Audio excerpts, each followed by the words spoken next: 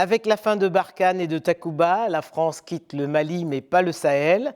C'est ainsi que prend fin le long dialogue de sourds entre Paris et Bamako. Pour contenir la progression terroriste vers les pays côtiers d'Afrique de l'Ouest, la présence militaire française se déploie dans les pays voisins du Mali. Niégalé Bakayoko, bonjour. Bonjour.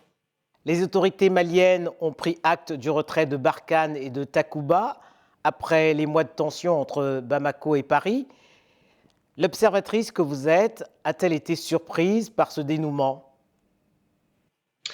Non, je n'ai pas été surprise. Ce qui m'a davantage étonnée, c'est qu'il tarde autant à se produire, parce qu'en réalité, les relations diplomatiques entre la France et le Mali étaient parvenues à un tel degré de détérioration que la poursuite d'un engagement militaire paraissait totalement déconnectée de cet environnement politico-stratégique. Et donc, je pense que les deux partenaires ont mis du temps à prendre l'initiative de la rupture. Elle est finalement venue du côté français, mais après que de nombreuses incitations en ce sens aient été adoptées du côté des autorités maliennes. À Bamako, des scènes de liesse ont suivi cette annonce, mais ce départ ne fait pas l'unanimité au sein de la classe politique. C'est un pari et un défi pour le président de la transition. Avec quel partenaire compte-t-il lutter désormais, mener cette lutte contre les terroristes ? Alors précisément, la nature des partenaires que les autorités civilo-militaires ont choisi pour s'appuyer et pour les accompagner dans leur lutte sont aussi à l'origine de la rupture entre Paris et Bamako, puisque depuis le mois de septembre 2021, on a constaté un rapprochement particulièrement étroit avec les autorités russes. Un accord de partenariat a été signé qui a renouvelé des engagements d'ores et déjà pris, y compris par le président Ibeka précédemment, mais qui ont pris davantage d'ampleur et qui notamment impliquent que les forces armées maliennes, les fameuses FAMA, seront accompagnées au combat sur le terrain. La question est de savoir si cet élargissement des partenaires traditionnels, puisque l'on voit aussi une affirmation de la part des autorités maliennes de leur volonté de se tourner vers d'autres, qu'il s'agisse de la Turquie, qu'il s'agisse de l'Iran, qu'il s'agisse de partenaires beaucoup plus proches géographiquement, comme la Mauritanie ou comme l'Algérie. Il va falloir voir dans quelle mesure cela permettra aux autorités de parvenir à ce à quoi elles se sont engagées, à savoir le rétablissement de la sécurité. Alors vous parlez des autorités russes, mais on parle beaucoup plus du groupe Wagner. Est-ce que vous faites la différence entre les deux ? Alors je pense qu'il est absolument essentiel de faire la différence entre les deux, puisque officiellement, les autorités maliennes ont signé un accord de nature bilatérale avec la Russie. Elles se sont très clairement prononcées en indiquant qu'elles n'avaient pas conclu de partenariat avec la société Wagner. En revanche, le président Poutine lui-même les a mises en porte-à-faux dans la mesure où il a affirmé qu'un tel partenariat existe sur le terrain.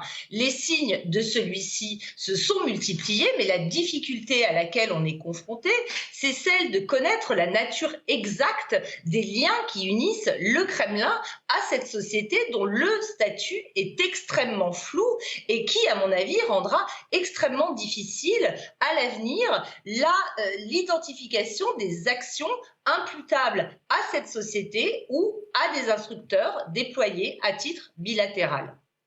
Parmi les partenaires cités, parmi les nouveaux partenaires cités du Mali, il y a la Turquie, la Chine, le Qatar. C'est donc un exercice nouveau pour ces pays qui n'ont jamais eu de présence militaire sur le continent. Alors la Chine n'a pas d'engagement militaire avec le Mali, c'est un partenaire, mais essentiellement de nature commerciale. Elle est engagée sur le terrain du maintien de la paix dans le cadre de la MINUSMA, mais pas dans le cadre de la lutte antiterroriste. Pour ce qui est du Qatar, il y a de toute façon une tradition diplomatique qui fait que le Mali a des relations étroites avec les pays du Golfe en général. Ce qui est important, à mon avis, c'est d'inscrire ces partenariats dans une continuité historique. Il y a une trajectoire. On ne peut pas considérer que ces partenaires sont totalement nouveaux sur le terrain malien. Ce qui est nouveau, c'est l'importance qui leur est désormais accordée et surtout la primauté qu'on leur donne aujourd'hui au détriment des partenaires européens à l'évidence. 8 ans après le début de la crise dans le Sahel, beaucoup de choses ont été dites sur l'efficacité de ces opérations. Quel modèle d'intervention faut-il prévoir désormais pour garantir les résultats? Il me semble que la grande difficulté à laquelle on s'est heurté est précisément que ce sont des conceptions importées de l'intervention, qu'elle se déroule au niveau tactique ou qu'on la conçoive au niveau opératif ou stratégique, qui ont trop insuffisamment pris en considération les spécificités de l'environnement sécuritaire malien et sahélien plus largement.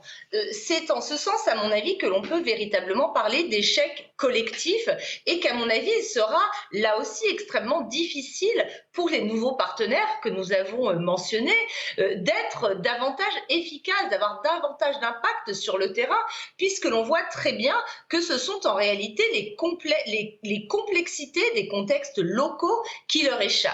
Donc, à mon avis, il n'y a d'avenir au Sahel qu'à travers des solutions conçus par les acteurs nationaux, locaux, qui sont extrêmement familiers et intimes des dynamiques locales et de la complexité qui les caractérise. Pour de nombreux spécialistes du Sahel, cette lutte contre le terrorisme ne peut être gagnée tant qu'il n'y aura pas de coopération entre les armées nationales des pays. Pour quelles raisons cette coopération n'est-elle pas opérationnelle? Alors, il y a eu de très nombreux efforts pour rendre cette coopération opérationnelle, notamment à travers le fameux G5 Sahel et sa force conjointe qui, depuis 2017, a tenté de devenir un acteur majeur de la gestion de cette crise.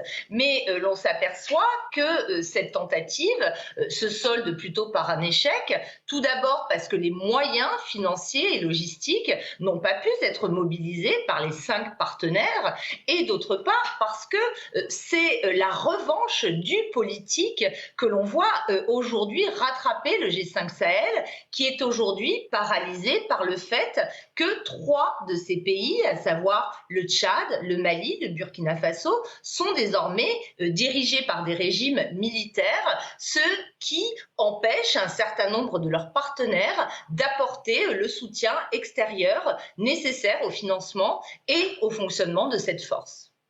La légitimité de ce coup de force au Mali est intervenue parce que justement, les militaires reprochaient aux politiques d'avoir échoué à pacifier le pays.